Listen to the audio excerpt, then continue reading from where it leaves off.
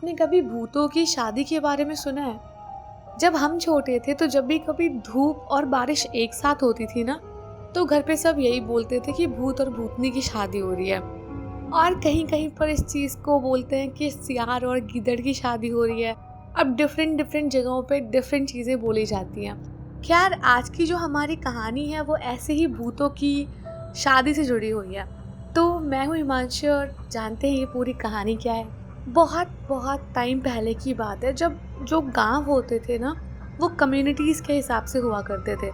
जैसे कि कोई भी दो कम्युनिटीज़ मिलके एक गांव बना लेती थी, या फिर कई बार ऐसा होता था एक गांव एक कम्युनिटी का होता था और कुछ दूरी पर दूसरा गांव किसी और कम्युनिटी का होता था। तो जो ये कहानी है, इसमें एक ही गांव में दो कम्युनिटीज़ रहा करती थी। अब कभी कभी होता ऐसा था कि जब भी गांव में कुछ भी छोटी मोटी बातचीत होती थी, तो दोनों कम्युनिटीज़ के आपस में लड़ाई झगड़े बहुत ज़्यादा बढ़ जाया करते थे। और इतनी लड़ाई झगड़े होते थे कि लोग एक दूसरे का घर जलाने और उनको नुकसान पहुंचाने पहुंच जाया करते थे। अब गुस्सा चीज़ ही इतनी ख़राब होती है, तो इनके बीच में ऐसे आए दिन कुछ न कुछ रायट्स होते रहते थे। अब उस गांव में ही एक परिवार रहता था, जहाँ पर दो सगे भाई मयंक और सचिन रहते थे, और उनका अभी एक मौसेरा भाई शिवम भी आया हुआ था। और अचानक से गांव में फिर किसी बात में काफी बड़ी लड़ाई शुरू हो गई, और फिर वैसे ही दोनों कम्युनिटीज के लोग इकट्ठा हुए और लड़ाई करना शुरू कर दिया। अब इसी बीच में ये लड़के थे तो बड़े, लेकिन घर वालों को इनकी चिंता हुई और उन्होंने इनको घर से भाग जाने को बोला कि जो कुछ भी होगा हम देखेंगे, तुम लोग फटाफट जाओ। तो सचिन और मयंक अपने छोटे भाई शिवम को लेके वहाँ से भागने लग गए, जैसा कि घर वालों ने बोला था।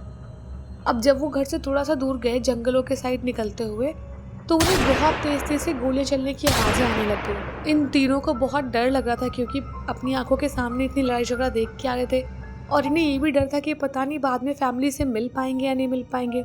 और फैमिली ने भी इनको उसी डर से वहाँ से भगा दिया, क्योंकि यही लोग थे जो उनकी फ्यूचर जनरेशन बनेंगे। तो ये तीनों रास्ते में भागने लग गए और बहुत ज़्यादा डरे हुए थे। बहुत, एक तो ऐसी एज थी इनकी, अपनी टीन एज में थे, कुछ उतना खास समझदारी थी नहीं, बस अपनी जान बचाने के लिए भाग रहे थे। और भागते भागते जब ये गोलियों की आवाज़ बहुत तेज़ ऐसे लगने लगा कि बस नेक्स्ट यहीं पे आ रही है, तो वो गोलियों की आवाज़ से दूर दूर भागने लग गए, कि जिस साइड से आवाज़ आ रही होगी गोली की, उसके अपोजिट साइड में। अब भागते भागते भागते इन्हें रियलाइज़ नहीं हुआ, लेकिन ये रास्ता भटक गए, और ये अपने गांव से और जो भी जंगल था उसके आसपास का, उससे काफ़ी दूर किसी और जंगल में आ गए थे। क्योंकि अब इस जंगल में बिल्कुल शांति थी, और जैसा कि जब लड़ाई झगड़ा उस गांव में हो रहा था तो थोड़ी दूर तक आवाज़ आ रही थी, बट यहाँ कुछ भी नहीं। और इवन ये ऐसे जंगल में घिर गए थे जहाँ से इनको निकलने का रास्ता भी नहीं पता, कुछ भी समझ नहीं आ रहा था। अब ये तीनों भाई बहुत परेशान हो गए, इनको और डर लगने लग गया कि हम वहाँ से निकल के आ गए, अब हम यहाँ फंस गए। अब इतनी रात में तो हर चीज़ का डर होता है कि कहीं यहाँ कोई चोर चक्के बैठे हो छुप के, या फिर कोई जंगली जानवर या कोई और चीज़ इनको नुकसान पहुँचा दे। ये लोग कुछ समझ नहीं पा रहे थे कि करे क्या। अब बीच जंगल में तीनों भाई एक दूसरे का हाथ पकड़ के खड़े हुए थे, बहुत डर की सिचुएशन में थे, घर की चिंता भी थी और यहाँ डर भी लग रहा था। और आज की रात में उतनी कुछ खास चांदनी भी नहीं थी, लेकिन हाँ इतना था कि आपको उजाला समझ में आ जाए कि सामने कहीं पेड़ है या कोई पत्थर पड़ा हुआ है, इतना उजाला था। अब ये तीनों उसी उजाले के सहारे बस इधर उधर सब जगह देख रहे थे। अब जैसे ये तीनों भाई एक दूसरे का हाथ पकड़ के किसी के आने या किसी वैसे कोई प्रॉब्लम से बच रहे थे और आगे का रास्ता खोज रहे थे, इनके कानों में एकदम से जो बारात का म्यूजिक नहीं होता है, जैसे वो बैंड बाजे वगैरह बजते हैं और शहनाई जैसा, वो सब म्यूजिक सुनाई देने लग गया। और इतने घने जंगल में ये शादी ब्याह का म्यूजिक कहाँ से आ रहा है, यही बहुत विचित्र बात थी अपने आप में, क्योंकि ये बिल्कुल अनएक्सपेक्टेड था। और अब ये तीनों भाई दूर दूर तक निगाहें फिरा फिरा के देख रहे थे अपनी, लेकिन इनको कोई दिख नहीं रहा था।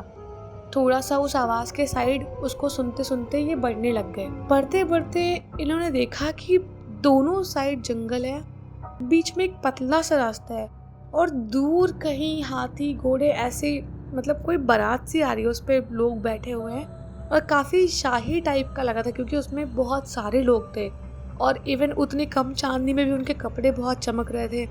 वो हाथी बहुत चमकदार सा, घोड़ा एकदम चमक रहा है, बहुत ज़्यादा खुशी खुशी लोग इधर बढ़ते आ रहे थे।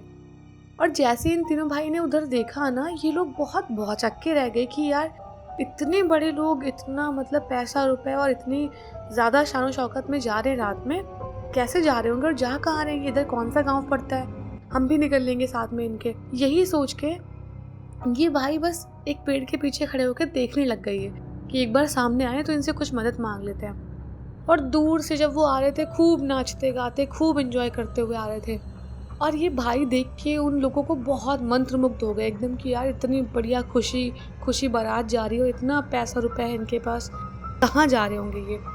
अब ये बस पास पास आने का वेट करने लग गए उनका। लेकिन जो शिवम था ना वो भी छोटा था, उससे इतना कंट्रोल नहीं हुआ। और बच्चे तो होते हैं ना, जब आस पास में कहीं गली वली में भी बारात निकलती है तो ऊपर ही भाग जाते हैं कि देखो कौन है क्या है, अजूबा समझ के। तो वैसे ही जो शिवम था वो उसी बीच में अपने भाइयों से हाथ छुड़ा के वहाँ पे जाके बीचों बीच में खड़े हो गया।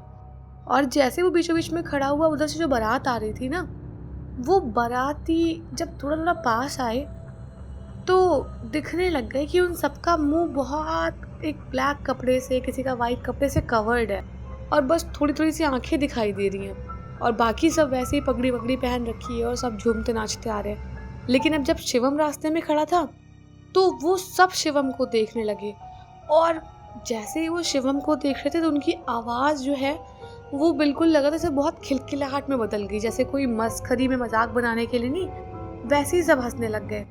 और जब तक अब इन दोनों भाइयों ने देखा कि शिवम जाके रास्ते पे खड़ा हुआ है और वो बारात वाले जो भी लोग हैं वो एकदम शिवम की तरफ देख देख के हंस रहे हैं, तो इनको लगा कहीं ऐसा ना हो कि कुछ गलत लोग हों या उसको उठा ले जाएं भाई को या कुछ भी।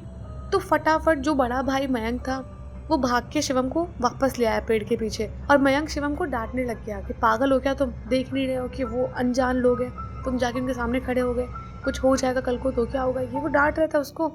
लेकिन शिवम कोई रिस्पॉन्स ही नहीं कर रहा था, जैसे कि शिवम वो भी ऐसी वाइब में कहीं खो गया है। और जैसे ही मयंक उसको डांट वाट के ख़त्म हुआ और वापस से वो बारात की साइड देखने लगा, तो बारात उनसे मुश्किल से 200 मीटर या 100 मीटर मान लो आप दूर होगी ना, और वापस से बहुत तेज तेज गोलियां चलने की आवाज़ आने लग गई। ऐसा लगा जैसे कोई बहुत भयंकर लड़ाई झगड़ा कर रहा होगा। जिस आवाज़ को अभी वो पीछे छोड़ के आए थे वही सेम आवाज़ वापस से उनके कानों में चुभने लगी।